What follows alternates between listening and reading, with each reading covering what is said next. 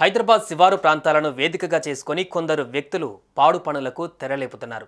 Birthday పార్టీల పేరుతో అసాంఘిక కార్యకలాపాలు కొనసాగిస్తూ చివరికి పోలీసులకు అడ్డంగా దొరుకుతున్నారు. తాజాగా అర్ధరాత్రి ఓ ఫామ్లో కొందరు వ్యక్తులు అమ్మాయిలు అబ్బాయిలతో కలిసి ముజ్రా పార్టీ నిర్వహించారు. దీంతో పక్కా ప్లాన్తో రంగంలోకి దిగిన ఎస్ఓటీ పోలీసులు ఆ పార్టీని భగ్నం చేశారు. ఎంపీసీ బైపీసీ విద్యార్థులకి ఒక వరం సీఏ సీఎంఏ కోర్సులు. సీఏ సీఎంఏ చదివే విద్యార్థుల్లో 40% మంది ఎంపీసీ మరియు బైపీసీ విద్యార్థులే. Master minds. ఇంతకు జరిగింది ఏంటనేదే కదా మీ డౌట్.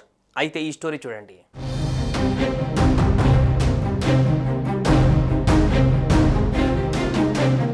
హైదరాబాద్ శివారు ప్రాంతమైన మొయినాబాద్ పరిసర ప్రాంతాలలో ఉన్న కొన్ని ఫామ్ హౌజుల్లో కొందరు వ్యక్తులు చేయకూడని పనులు చేస్తున్నారు. అసాంఘిక కార్యకలాపాలు నిర్వహిస్తూ గలీజ్ దందాను నడిపిస్తున్నారు. ఈ మధ్య ఇలాంటివి ఎన్నో ఘటనలు వెలుగులోకి వచ్చిన విషయం తెలిసిందే. అయితే తాజాగా ఇలాంటి వ్యవహారమే మరొకటి వెలుగు చూసింది. మొయినాబాద్లోని ఓ ఫామ్ హౌస్లో కొందరు నిర్వాహకులు ఢిల్లీ నుంచి అందమైన అమ్మాయిలను తీసుకువచ్చి ఇక్కడ ముజ్రా పార్టీ నిర్వహించారు.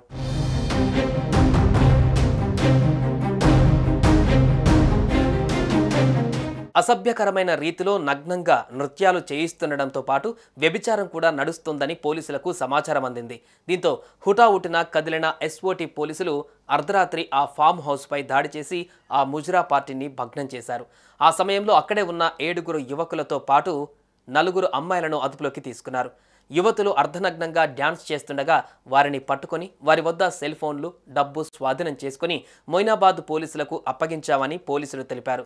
అనంతరం ఈ ఘటనపై పోలీసులు కేసు నమోదు చేసుకుని దర్యాప్తు చేస్తున్నట్లుగా తెలుస్తోంది. ఇక దీనికి సంబంధించి మరిన్ని వివరాలు తెలియాల్సి ఉంది.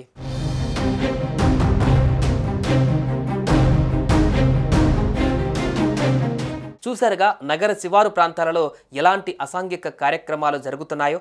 బర్త్డే పార్టీ పేరుతో ఈ విధమైన గలీజ్ దందాకు తెరలేపుతున్నారు. ఇలాంటి వారి పట్ల కఠిన చర్యలు తీసుకోవాలని స్థానికులు డిమాండ్ చేస్తున్నారు. సుమన్ టీవీలో మీ పర్సనల్ అండ్ బిజినెస్ ప్రమోషన్స్ కోసం కింది నెంబర్కి కాంటాక్ట్ చేయండి.